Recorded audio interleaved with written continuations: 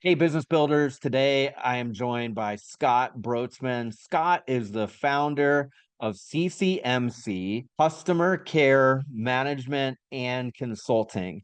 And Scott is special to me because back when I was in industry, back when I was a VP of sales and marketing of a family owned business, we had Scott come in and he and his team designed a survey, gathered data, and then produced actionable results so that we could do better in terms of customer retention and new customer acquisition.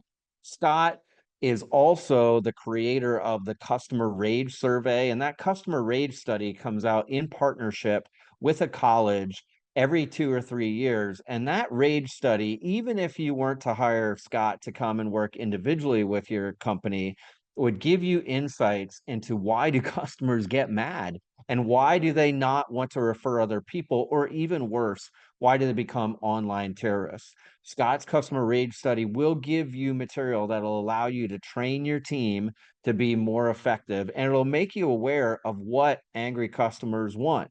Beyond that, though, Scott in this interview tells us about the journey as he formed his company and as he built this high level consultancy, and as he decided or came up with the idea that he was going to do the Customer Rage study, which gave him publicity and gave him street cred that helped him get some of his first clients, which then has morphed into this much larger and ongoing business that has persisted for a long time.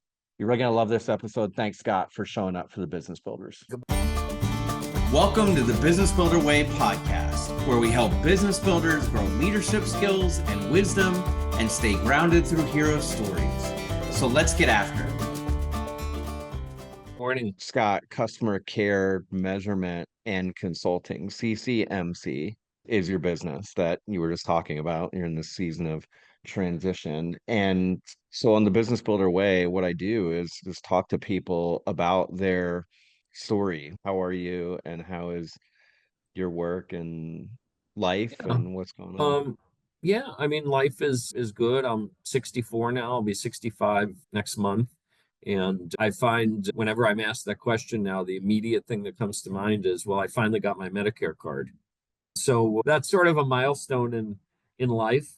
And before that, 2 years ago, our daughter gave birth to our first grandchild. She and her partner and the grandchild live with us. So that's sort of, right up there at the top of the conversation list. So, the business has thrived over the last 5 or 6 years. Things have really kind of done very well, partially aided by the PPP grants that came with COVID. We were one of the firms. I imagine there were probably three kinds of firms that were in those buckets of PPP grants. One were companies that you're going to give it to them, but basically it's going to be life support for as long as the money lasts. And when the money lasts, they're going to evaporate. Then I think there's probably a second bucket where it's a 50-50 coin toss with that grant. And then there was a third bucket of companies that were doing okay. And that really allowed them to kind of strengthen their business as opposed to kind of continue hand to mouth. And we were in maybe that third bucket. So that certainly played a role, but that wouldn't have been the case if there hadn't been plenty of hard work beforehand and lots of effort to kind of grow the business in a very reasonable, organic way, where we never had illusions of being a large firm or really even setting the business up for sale, to make big multiples or anything at all like that. Like you, to some degree, we wanted to do good work, make an honest living, and at the end of the day, have a little bit more control than we might otherwise if we were working for the man as part of a big company. So that, the business is pretty good. It's a little soft now. The economy is a little soft in the sense of and I saw this on the news yesterday, I think, at the consumer level, but I think it operates in the B2B sense too. A lot of people are just kind of holding their breath for November to see what's going to happen before they make any major kinds of decisions, whether they be, for their own household or whether it be for their business. So I'm attributing the softness to that because all the other economic indicators are the economy's, pretty robust at this point. So So yeah, life is good. We're just about to enter some point in the next couple of years, a big period of change, Mhm. retirement and transitioning the business. And so many of those things are undecided yet at this point. It's kind of in a liminal space, Mhm. of that real narrow space of trying to figure out what it will be. And it's not so much about the business. I think the business ultimately will be okay. It's more about, what's the next season of life for me?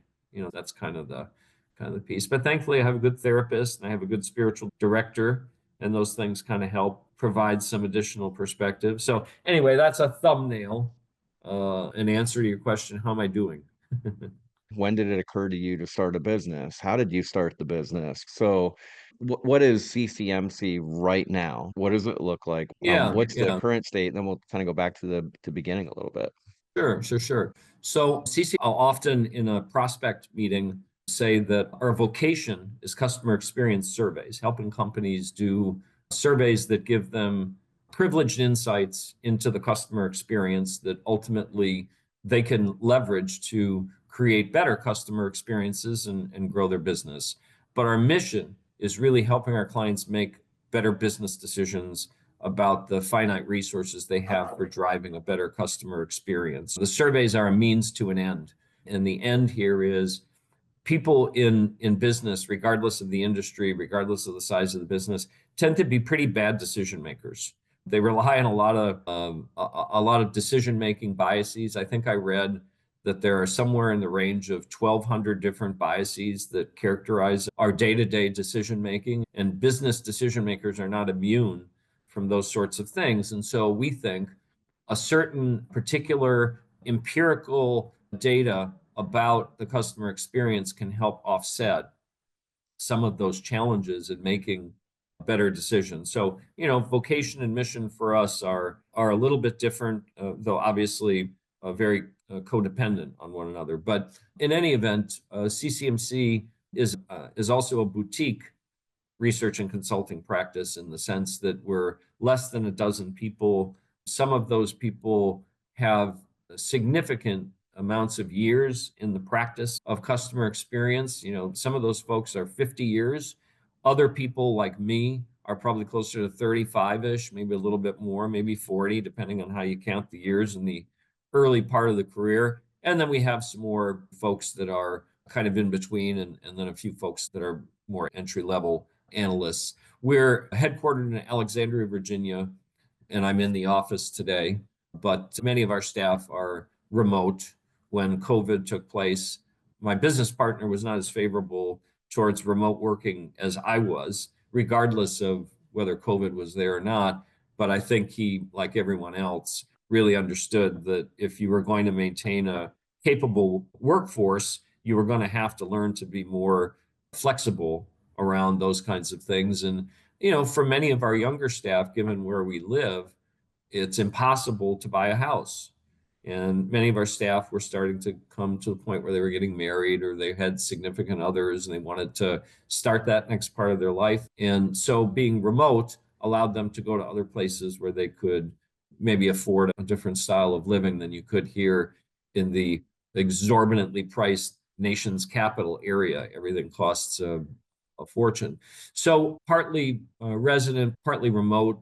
Our business takes us to nearly every industry you can think of, though I'd say that probably 70-ish% of our business stream comes from business to business, and the rest from business to consumer. Tend to be companies that are, I guess, a blue chip, well known often for their investments in the customer experience, although we have our fair share as well across the years of companies that were more in a crisis mode when they came to us to do a survey. There was some burning platform that they were trying to jump off of and needed the insights to do that. But that tends to be the exception more than the rule. A lot of people would get into business with CCMC because they envision a long-term arc of how they're going to change their culture and how they're going to change the way they look at data and how they're going to respond to and act on the insights that they get. So it tends to be longer enduring relationships with our clients rather than kind of a shotgun transactional kind of event where we do one survey and move on. Those happen too, but I think oftentimes, if I can say it selfishly, that's more a result of the immaturity of some of the companies that we might work with who are in the nascent stages of trying to figure out how they're going to be more customer as opposed to company centric. And it's easy to fall off the wagon, particularly in the early years of trying to make that cultural shift. So anyway, that's a bit about CCMC and who we are at present state. So super smart people who design surveys of customers to take a look at the customer experience and then provide this data to companies so they can make better decisions. And you and I know each other because we worked together years ago. And we were one of those companies that were trying to figure things out, and we were a one-off, if you will, but it was helpful. And many of the people that I work with know that I was a sales leader in a family business, and that the business was in the used car warranty space. And we had the reason we came to you, Scott, was we were at this stage where we wanted to grow, and we realized we were having a lot of churn. We were not a lot, that's not really true. We were having more churn than we wanted to have, or we recognized that if we could cut it down, then we were gonna it's easier to grow if you stop losing customers. So That's right. we wanted you to do a survey of our customers and their experience so that hopefully they wouldn't leave, and in fact maybe would use us more than the competition, because it was a fairly commoditized type business where we were competing with two or three in any given auto dealer. We were competing with two or three other used car warranty companies. We wanted a bigger share of wallet and hopefully exclusivity. And then, of course, the other thing that we were trying to figure out was just how to get our foot in the door and what type of a thing would these car dealers listen to. Because when it really came down to it, apples to apples, on paper, the companies, us and our competitors all look kind of the same. That might help people to understand what you do too. Like, share, how do you encounter a company like where we were at, and then help them design a survey and then get some data to them? What would that project look like? Yeah, in many other scenarios of clients we would work with, there are some engagements and relationships that begin with a much broader scope of work. For example, we did something with a company called Charter Steel, which is one of the larger steel manufacturers in America. They happen to be in Wisconsin.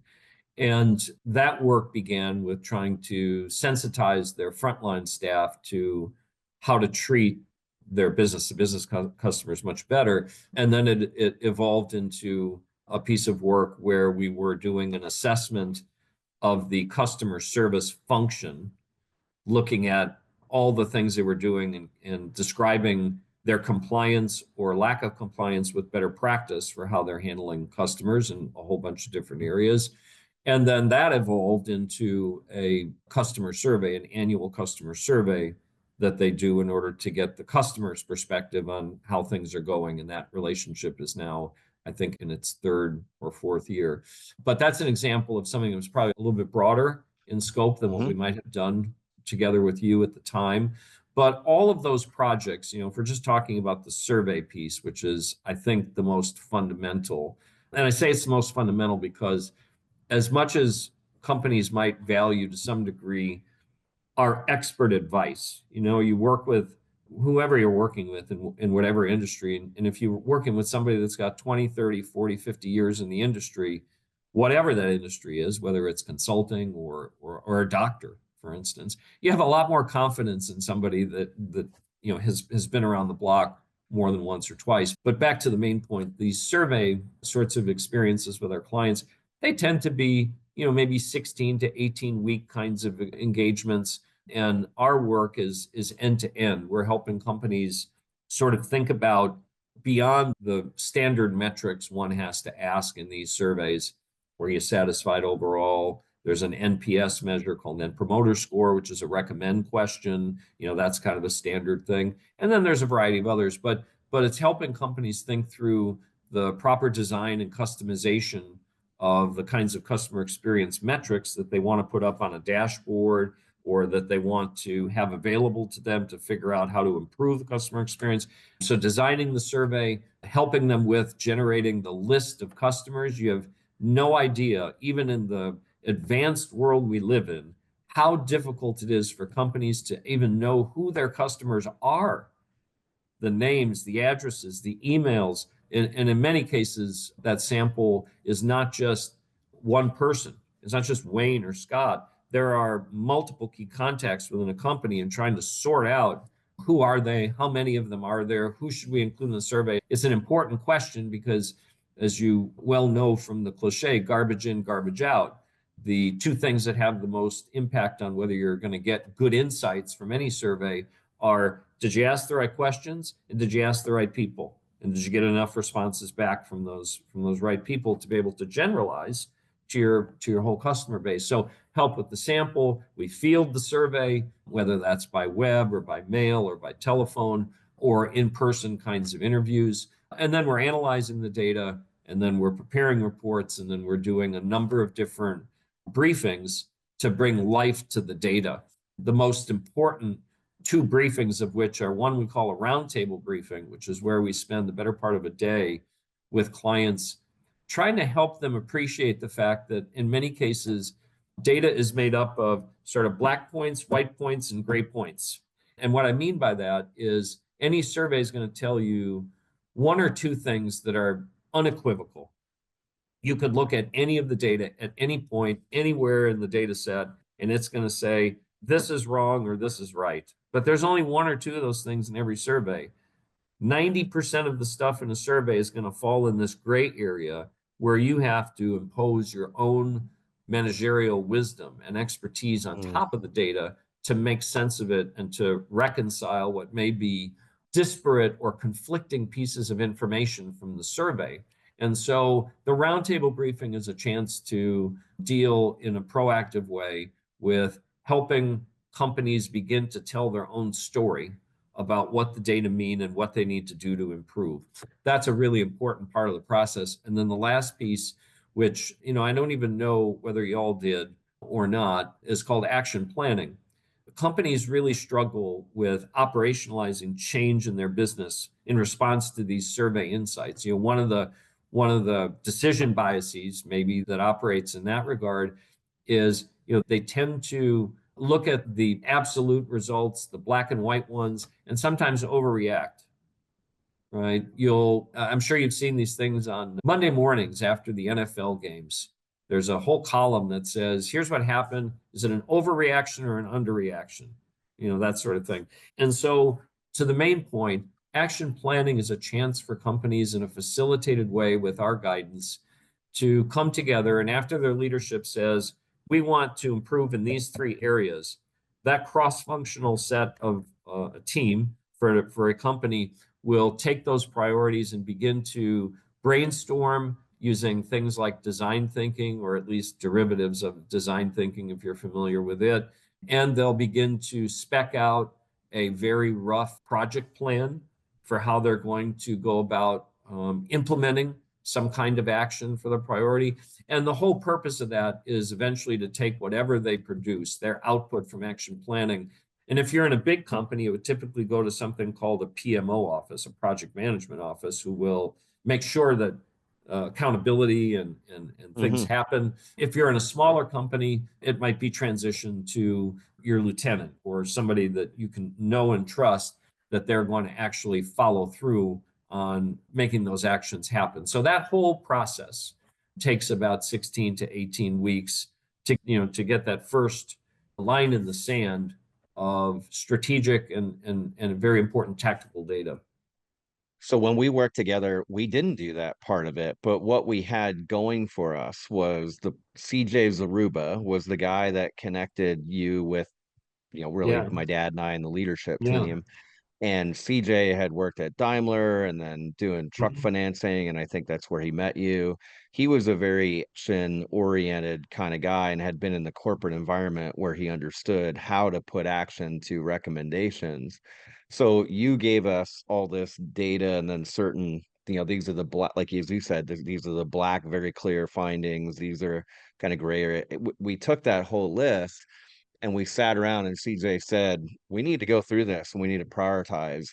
And he introduced me to this maybe crass way of saying this, but basically he called it slow fat rabbits. We have to find the slow fat rabbits here. We got to find those things we could do that are easy to implement, but will give us the most impact, Yes. the most bang for our buck. And then after that, we could start looking at the somewhat faster, but still fat rabbits, still a lot of meat on the bone, a lot of benefit, but it's going to be harder to execute on. And then he was that lieutenant, or as I said, in my world, we call these people right-handers, and the Mhm. right-handers help the visionary or the entrepreneur to say, let's not go find some new idea now. Let's stick with what we said we were going to implement and be patient. Right. So yeah, CJ was the guy that was the bridge there. I like What? that. Slow fat rabbits. I'll be sure Yeah, and quote very you. technical. Very technical. Sorry, go ahead. No, it's okay. No. So anyway, but that makes sense to me. You do the round table and then you're helping people actually put action to it. And then with these bigger companies, maybe you come back around the next year to see have there been actual improvements in how customers feel like they were handled. Now, I know as a bridge, anybody listening, one of the things you do that I believe the business builders, my clients, will benefit from, and I've shared this with some of them is you do a larger study. You've been doing a larger study for years that you partner with the college to do that you call the customer rage study, I believe, Yes. right? And so Yes. rather in your consulting work that the business does, you go work specifically with the data set of a company and their customers. And but in this case, you're doing more of a broad brush, and this would be useful information for almost anybody that has a business where they're interacting with customers. So could you tell us a little bit about that Yeah. study and how would people get it if they want a copy Yeah. of it? Yeah. First of all, it's easy to get. If you go to our website, www.customercarem, like March, C like cat.com, customercaremc.com, there will be a pop-up where it'll invite you to request the most recent version of the RAGE study. So it's easy to get. And we don't charge anything for it. You just have to tell us where to send it. So the RAGE study, the origin of the RAGE study was 22-ish years ago. We had just formed CCMC. And I formed CCMC with a guy that I had worked with where I was a right-hander in his business. It was a much bigger business, 100 people globally, offices in London and a number of other places. And they sold that business to a company called Telespectrum, which is actually kind of it was up in your area, King of Prussia, not exactly in your area, but in your Sure. state anyway. And so I'd gotten tired of working at TARP after it changed hands so many times. That was the name of the company, and formed CCMC with Mark Grainer is his name. He was a co-founder of TARP, and then he became a co-founder of CCMC. And Mark, together with a fellow named John Goodman, had done what many regard as the most important study ever done in the customer experience or customer care field. And I know that sounds like some hyperbole, but at the time, back in the middle 70s, there was no study that told a business owner or a company that if you improve the way you provide service to customers, you can make more money. And that's what that study did. And it was followed by Hmm. some rather important studies that were done on a proprietary basis for Coca-Cola and some other companies where they began to explore the powerful nature of word of mouth, which today is taken for granted as a primary vehicle for generating new business and new sales. But at the time, it was a rather important and novel set of data and findings about how word of mouth could have a much more significant influence than advertising or other kinds of lead gen activity. So in any event, Mark and John did this large study for the U.S. Office of Consumer Affairs that was affiliated with the White House. A person named Virginia Nauer was the project officer. She's since passed. But that study, done in the middle 70s, is frequently called the White House study, at least among people that are in the business of customer experience, or the TARP study, sometimes it's called. And the study hadn't been done when we formed CCMC it hadn't been replicated in probably 2 decades. So we thought, well, let's give ourselves a push off from the pier here. by replicating that study. And I happened to read, while I was preparing the questionnaire and some other things for the study, I happened to read something in the Washington Post, which said that retailers in the DC area were having trouble holding on to staff because the job was awful, with mean customers and low pay. And so I sort of took that as a potential research question at the time and said, well, what about really mean, ugly, awful customers? Is there anything that exists out in the marketplace of a body of research that's been done to better understand who they are, what they want, what their emotions are? And there really wasn't anything. There were pockets of research. For instance, there was one called Hospitality Rage. I think that was a master's thesis at some place up in the Upper East Coast, some university. There was another one called Software Syndrome Rage. Of course, there was Road Rage, which is not related to customers per se, but there was no uniform construct or concept that kind of pulled all that together and looked deeply into what makes customers really angry and what makes them tick and what do they want, et cetera, et cetera. So I convinced my business partner, Mark Rayner, to put in some questions related to what we were at the time just notionally calling customer rage, because there was no term customer rage 22 years ago. It just didn't exist. And so he thought I was kind of silly, but he accommodated me and we put in those questions. Well, it turned out, because the other reason we were doing the study, by the way, was from a pure lead gen standpoint, we wanted to have some media coverage. And gosh, it didn't take long at all. It was like shooting fish in a barrel. You come out with a study that talks about angry customers and how they yell and curse and scream. Well, media was very interested in that even 22 years ago. Today, if you just contrast what the marketplace is like, it was a lucky find. I mean, business success, part of it is hard work, but part of it is just you get a lucky break here and there. Serendipity kind of kicks in and you get something and that really explains the growth and the interest of the rage study and the media's attraction to it. It has a following in the popular press. It has a following in academia. It has a following in just the public at large. And that's because I think, I forget who I was talking to the other day. Oh, it was two academicians from way up east. They wanted to learn more about the rage study and what could they do, et cetera, et cetera. But every conversation I have about the rage study starts with somebody recounting their worst customer experience they recently had. Everybody has them. And I was saying to the two faculty members, customer rage has really become part of the human condition. You can't go a day if you're living the average life in America. You're buying products and services. And I think you would be challenged to find a day where you don't have some kind of question or problem that results from that experience with using the product or service. And it's only gotten worse. In fact, the rage study, if you go back to the White House version of it, I think at the time it was about 32 or 31% of people said in the past 12 months they had a problem with a product or service. Today, that number is almost 75%. So products have become more complicated, services have become more complicated, businesses and the way that they go to market with those products and services have become more complicated. And all of that together probably is leading up to more problems and more serious problems with products and services. In any event, we did the rage study the first year, and our partner in that, as you rightly point out, is Arizona State's Center for Services Leadership, which is part of their business school. It's a consortium of companies that are members that pay to be part of that group so they can network with one another about various topics, among them customer experience. And so ASU has been a co-sponsor with us on that work. We do the study now every 2 to 3 years. It's self-funded. Nobody pays for it. So we have to expend our own time and money in order to do it.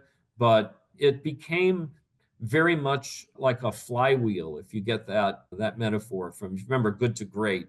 The guy talks about Jim Collins. Yeah. Talks he talks about luck too, which you mentioned. Yeah. Well, and I didn't know that, but certainly the flywheel piece I know of, and the rage study was like a flywheel. It just kind of built on itself. It picked up momentum, and people became more interested. And now, I get literally hundreds, if not 1,000+ asks per year for copies of the RAGE study from all those different cohorts that we talked about. So, I'll say that from a business perspective, it doesn't necessarily lead directly one-to-one to a sale.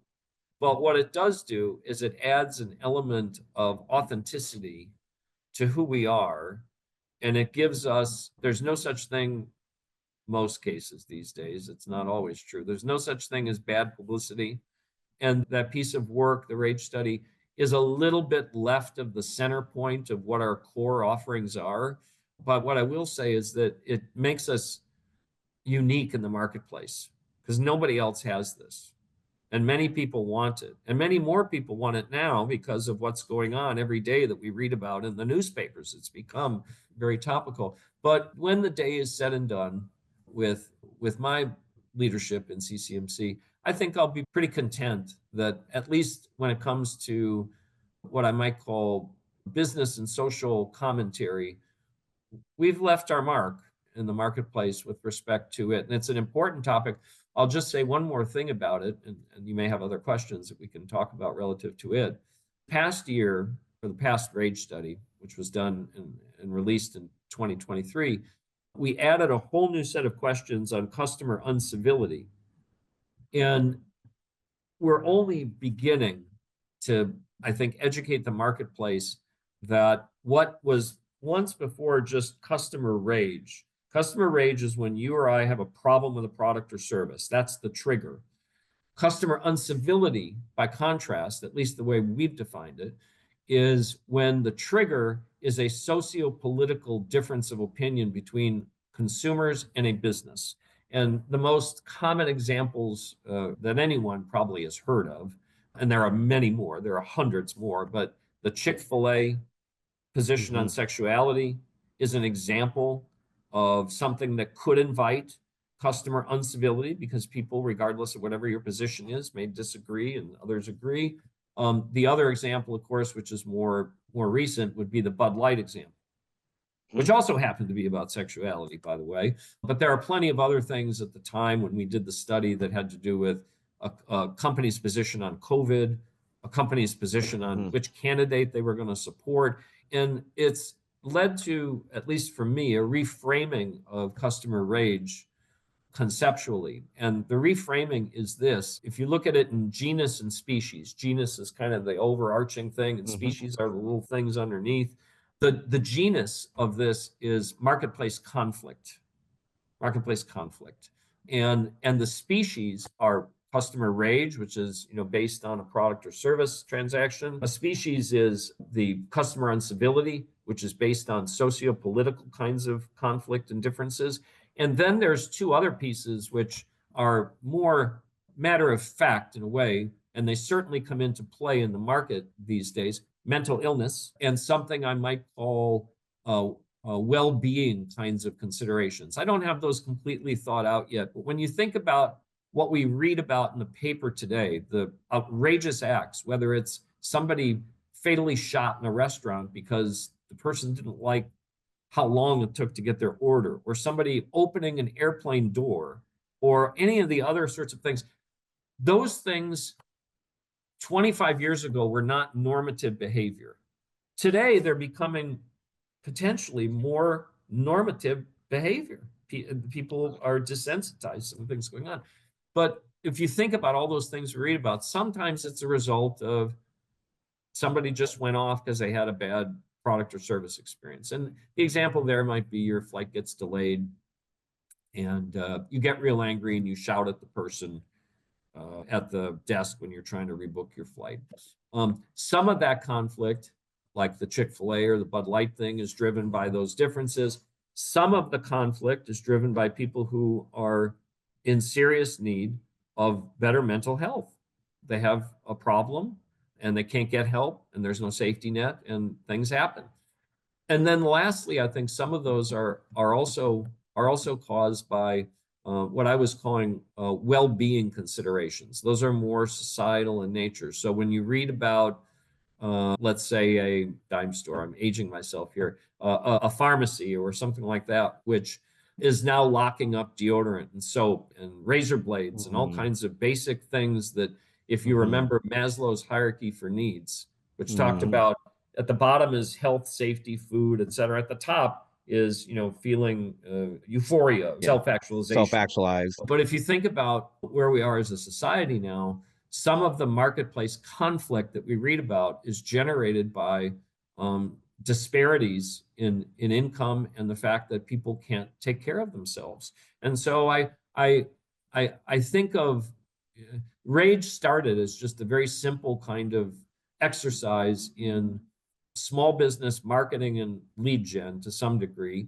It started as an exercise in trying to build on the good science that my colleagues had done many years ago, but it's morphed into something I think that is much bigger and has an important message to share ultimately with society in terms of how we think about the relationship between businesses and customers.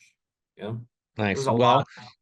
Well, that was beautiful though, because in the course of asking that question, you ended up telling me a lot of your business story about starting it and the initial, how you found some initial customers, and we got into the flywheel concept. So, that was actually all really helpful. And we're getting short on time, and I could ask you a whole pile of questions, Scott, and go down other paths. I was actually going to ask you, you know, looking back now, how do you feel about the impact that your business has made? And you ultimately answered that. And you said, I think we've made an impact and we've done this study and it's been helpful for us, but it also put good data out there. And now you're exploring these other concepts that are like deeper and societal. And it's really fascinating. And so I hope that people that listen to this go and get, and I'll make it easy, and link to the customer rage study, et cetera. Is there anything like if you were to think of a handful of things? I was telling you about who my clients are, they're entrepreneurs. So when you think about all the studies you've done in customer rage and uncivility, like, what would be a handful of things that you would say to that kind of business owner who's like in many ways the backbone of our small business economy in the US? Like what are insights, one, two, three things like y'all should know this, or maybe you haven't thought about this, but this would be important to think about.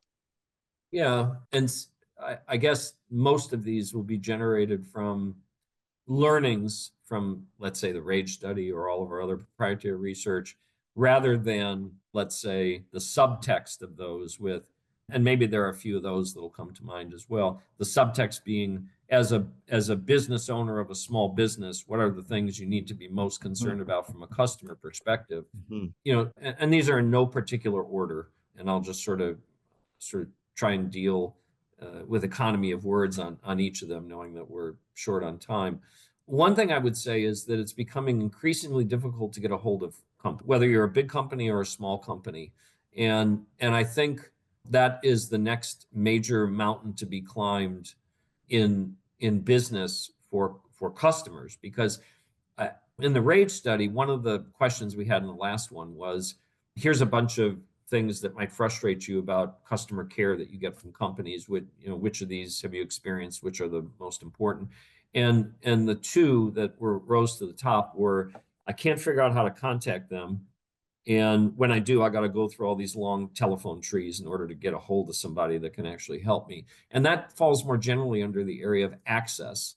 And companies are becoming increasingly almost private about how they do business. You can't find phone numbers. You're stuck talking to chat, and AI is only going to complicate things worse. And so, for the kinds of businesses that we've been talking about that you're working with, I would start with, make it easy for your customers to get a hold of you. If it's difficult, they're going to give up and they're going to go elsewhere. No question there. I think a second piece that also maybe comes from the RAGE study is, when customers have a problem, you have to make sure that you know what they want to solve the problem. And that sounds really, really silly, but I'll put it in another context.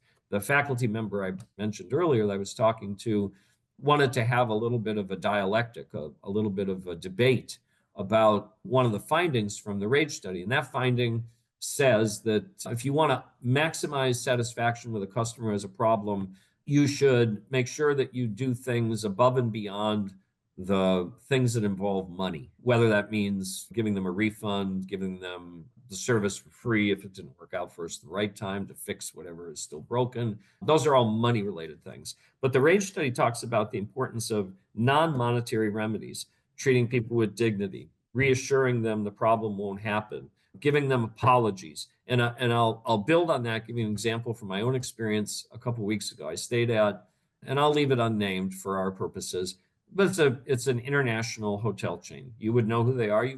Everyone in the audience has probably stayed at some of these kinds of hotels. And it was not a high end, but it was not a low end. It was one of these sort of European style type hotels. So I'm checking out in the morning, and I'm going through my usual protocol of packing and getting things together. And I noticed that a bag on the floor that I left there yesterday is missing.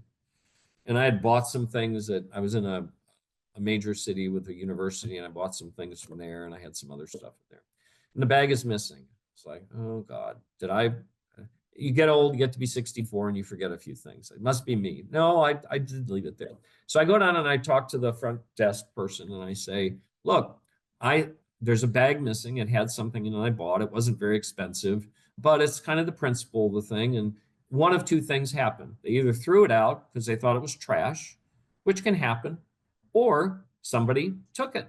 And I said, I'm asking two things of you. One, do not reprimand or fire the person that cleaned my room, because that person, regardless of the circumstance or why, they need this a lot more than I do, and they need that job. Do not do that. And then I said, the other thing I'd like to know is it around still?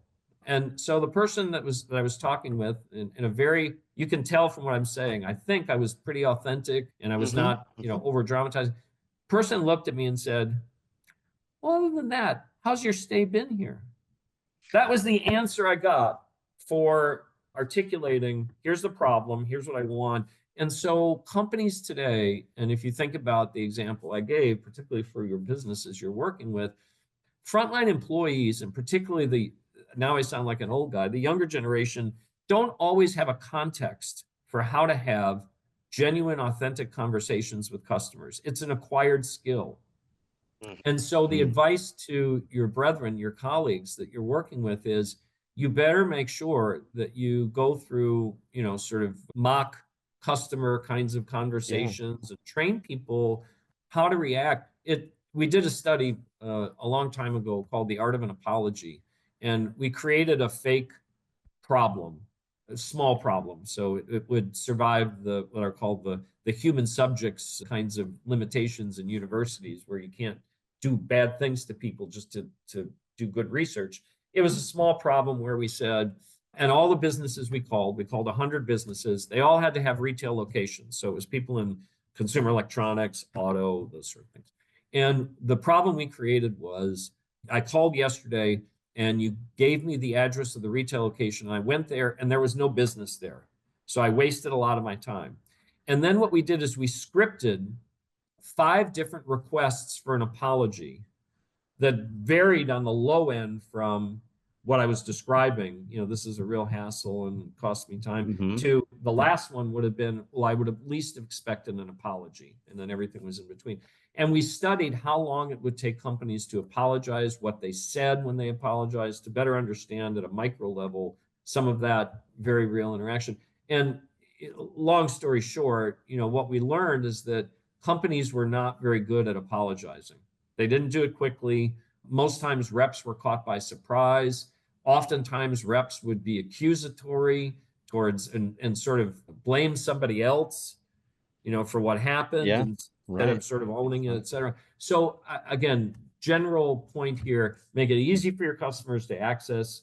Make sure that your employees know when they get in an interaction with a customer, regardless of what channel, telephone, in person, by chat, that they know the basic rules of how you're going to have a genuine, authentic conversation with customers about the problem and its solution. So if a small business did nothing else but those 2 things, they would be very much more competitive in their marketplace on the basis of service. Yeah, that's really great advice. And I like the idea of rehearsal or role playing, that very basic situation. It's uncomfortable. I do a lot of sales work and it's uncomfortable to role play or rehearse with people until you get going, then it's not so bad. And same with that. Like, people wouldn't like it up front, but then to have been in this situation and rehearse through it That's makes right. it easier to handle. It sure does. It sure does. Yeah. That's really great. Well, Scott, I appreciate you showing up and sharing all of your insights and story. And like I said, we'll link to that document. Really great. Well, thanks, Scott. You have a great day. It's so good to see you. Thanks for Likewise. having us be part of this. All right, Have a Scott. good weekend. Bye. See you. You too. Thank you for tuning into the Business Builder Way podcast. If this episode spoke to you, click that subscribe button and share it with a friend. That's how this message gets out into the world. If it is helpful for us to have a short conversation, I'd love to do that. Send me an email at wayne@businessbuildercamp.com.